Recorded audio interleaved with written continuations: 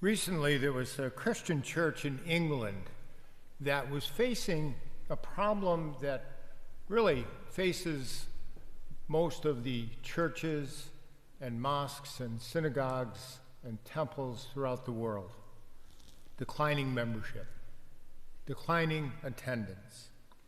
And so this Christian community had a big discussion, and they decided to engage a marketing firm to try to decide what to do. But this firm had never done this kind of thing before.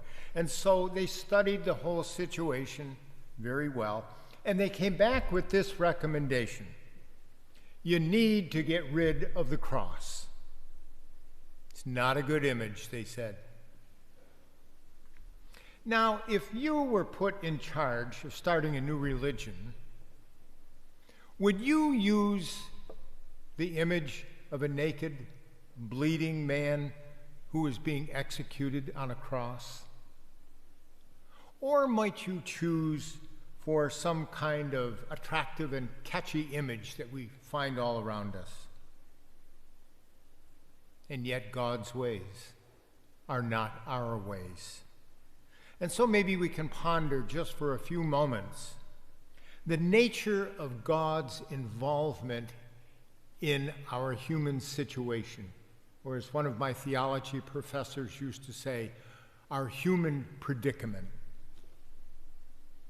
Through the cross, our God, whom Jesus calls Abba, Father, or more accurately, Daddy, Jesus is showing us how to deal with our pain. And that is certainly a preeminent issue in the world today. What do people do with their pain? What do nations do with their pain? Whether it's physical, emotional, social, psychological, religious, or pain within families. All the pain that's part of being human. And it includes our anxiety, our insecurity, our fear, our jealousy, our pride, the pain that stems from our need to be right and in control all the time. The pain that we just can't hold within us. So what do? We project it out somewhere else. We project it on other people, often portraying ourselves as the victim, making our pain somebody else's problem. And so it is appropriate for us to pause for a moment this night and to ask the question, so what does Jesus do in this situation? We just heard in the proclamation of the Passion that Jesus received hatred. We heard a lot of that. But he never returns hatred. He suffers, but he doesn't make others suffer. He absorbs the mystery of human sin without passing it on at all. And he doesn't use his suffering and death as power over others in order to punish them, but as a way to empower them to transform their lives. The only people that we can transform is ourselves. You and I live in a world, as we know, it's a world of buying and selling, of profits and losses, of winners and losers. But in reality, the gospel of Jesus Christ is not about winners and losers.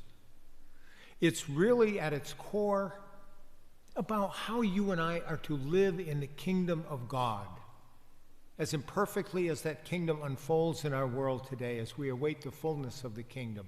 But it's really about how we live in the kingdom of God today so that we can all advance together and live in harmony. Through the cross, our God of love refuses to hate, refuses to humiliate, because that would only continue the pattern of violence. Through the cross, Jesus reveals an authentic newness that utterly reframes the whole human question. What does it mean to be human? And forces us to think about and deal with, what do I do with my pain? Do I project it? Or do I allow the Lord, through the grace of God, to transform me more and more into the image and likeness of God? The cross teaches us about how to work for the answer without becoming part of the problem itself. How to stand against hate without becoming hate ourselves. It's a fundamental dilemma for each of us as we live our lives. How do we deal with the evil, the hurts, the betrayals, the abandonments, the rejections, the disappointments?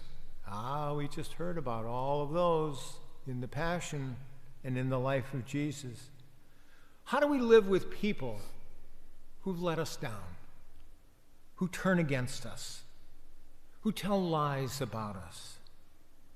How do we stand against that sort of thing without becoming a mirror image of the same thing?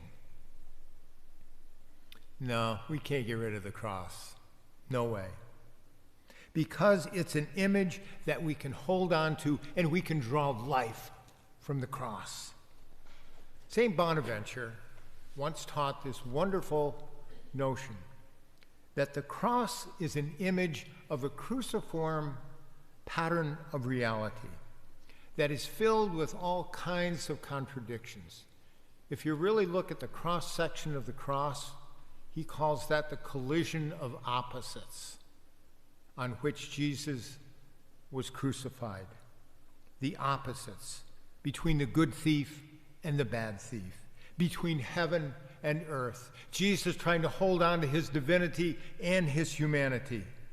A male body with a feminine soul, expelled as the problem by both the state and the elders in his own religion. And Jesus held together. He held together all these opposites. And he was raised to new life because he allowed that pain to transform him into the love of his Father, who gave him new life. And any time that you and I try to hold together all these contradictions in life, and we all try to hold them together, all the pain in our lives, whenever we try to do that, it's some form of crucifixion, our own crucifixion. And we call that the Paschal mystery, in which true life comes only when we die to ourselves. Our lives are ultimately not about us. It's about who we are in God, as we learn who God is with us and for us. God participates in our human suffering and invites us to be transformed by it. The great Sufi mystic Rumi said one time that it's only through our wounds that the light can get in. It's only through our suffering, when we're most vulnerable, that the light can truly get in. So we can't discard the cross. For on that cross, we see the suffering servant of whom we heard in the reading from Isaiah, Jesus, our brother, the eternal face of God. If we want to know what God looks like, all we have to do is look at Jesus, the eternal face of God, with arms outstretched between heaven and earth, who whispers to you and me this night those three most dangerous words: I love you.